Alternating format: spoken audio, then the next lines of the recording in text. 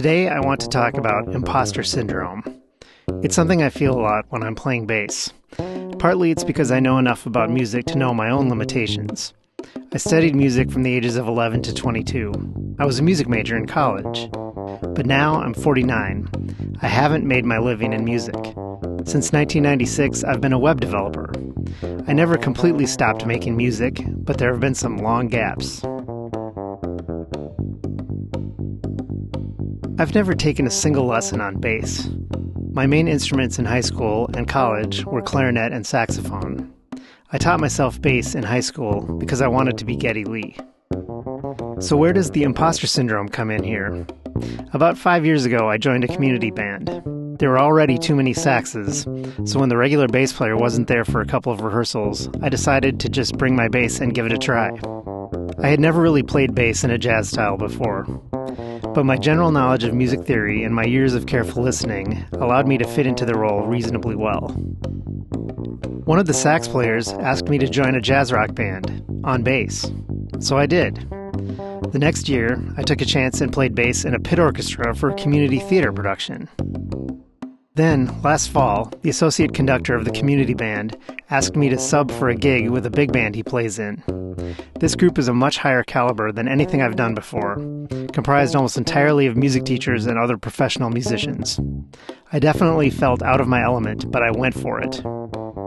About a month later, he asked me if I would like to join the big band permanently. I said yes before he even finished the sentence. Am I feeling imposter syndrome? Absolutely, but I'm hanging with it. Maybe I'm better than I think I am. There's another theory, the Peter principle. In any hierarchy, an individual tends to rise to the level of their incompetence. What it means is, if you're good at what you're doing, you'll get better opportunities. Eventually, you'll get to a level where you're no longer really very good. What does this mean for a music ensemble, or to specific members of that ensemble? I guess it has to do with the difficulty of the music. If everyone is struggling to play their parts, the group won't sound good. If just a few individuals are not pulling their weight, they'll eventually get replaced by someone better. The weird thing is, that's exactly what happened with this big band, but I'm the someone better.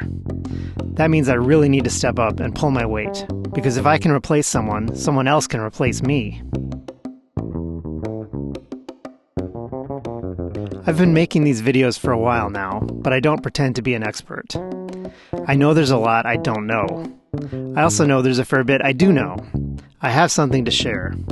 Plus, I think there's some value just in publicly acknowledging my limitations and insecurities to let others know they're not alone in feeling like they're not good enough.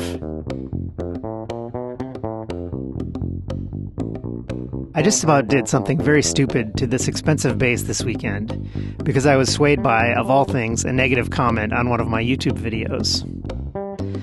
I was unhappy with the sound I was getting out of this bass, and I thought briefly that replacing the bridge, with a significant downgrade no less, was going to solve the problem. But then I realized that I understood the problem better than I thought I did, and that I was listening to the wrong voices. The problem wasn't the bridge, or the truss rod, or even the resulting string height. It was the strings themselves. I liked the feel of the strings I was using better than any I'd ever played, but they just didn't sound very good, and their tension was too low. So this morning, I swapped them out. I don't totally love the feel of these new D'Addario half rounds, but they are better suited to the instrument. What's the takeaway from all this? 3 things. Trust yourself. Don't be afraid to experiment. But look before you leap.